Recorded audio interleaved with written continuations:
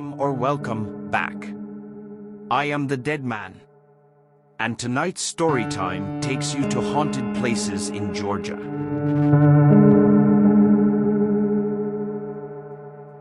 After being featured in the movie Midnight in the Garden of Good and Evil, Bonaventure Cemetery in Savannah, Georgia became an icon. However, the ghosts are what have made it infamous. The cemetery was built on the site of a plantation in 1846, and for decades, visitors have reported paranormal activity. Gracie Wilson, a young girl who died at the age of 6 of pneumonia, has a statue on her grave that is reported to weep bloody tears at night. Some visitors have reported hearing disembodied children playing near the graves, and also that the statues change position at night. One of the angel statues in the cemetery is said to smile down on those that she likes.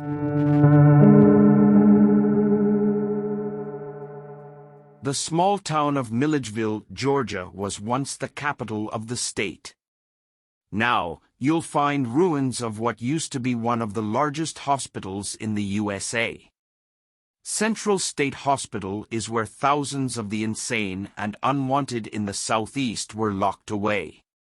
There were once 13,000 patients who were being treated at this facility, and the 2,000 unmarked graves in the graveyard on the grounds indicates that many of them didn't get to go back home. Visitors to this locale claim to hear moans or footsteps behind them in empty rooms and feel an inexplicable chill when walking around the grounds.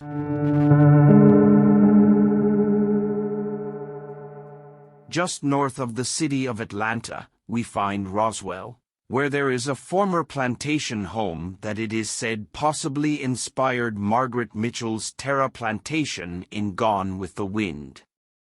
Mittie Bullock, Teddy Roosevelt's mother, lived here, along with many others who lived, suffered, and died.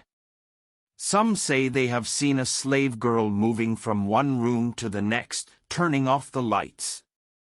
Others have reported seeing visions of people dressed in antebellum gowns and Confederate gray who simply vanish without a trace. It is said that Mittie still sits in her favorite chair in the library and rocks back and forth as she reads.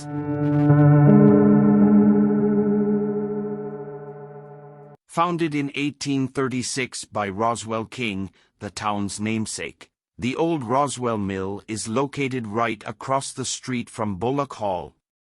The mill was built by slaves, and a measles outbreak in 1847 caused many of them to die.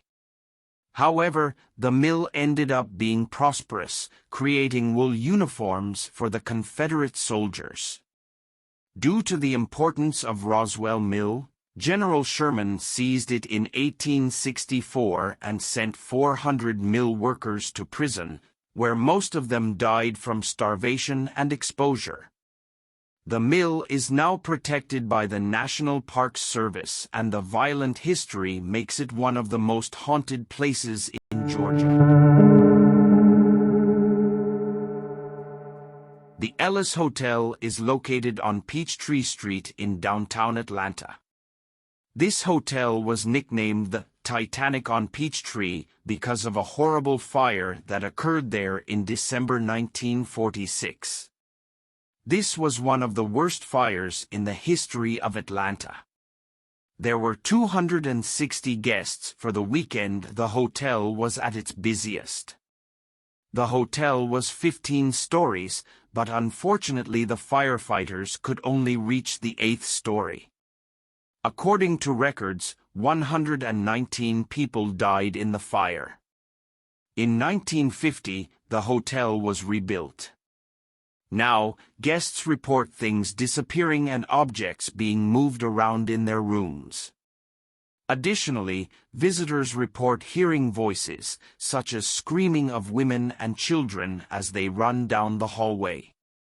At one point, it was reported that for 2 whole weeks, the fire alarm sounded every night at 2:48 a.m., which is the exact moment the fire began in 1946.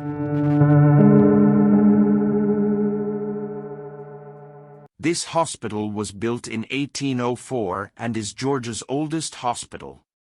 It is also recognized as the second oldest continuously operating hospital. Now, it sits in ruins and is one of those places that you feel a spooky aura as soon as you enter the property. There is a 330-year-old oak tree, known as the Candler Oak Hanging Tree, which is enveloped in stories about ghosts being seen hanging from the branches at night. The most haunted location is the morgue tunnel running from the hospital to Forsyth Park. It is believed that this was the way dead bodies with yellow fever were transported, and now their ghosts reside here.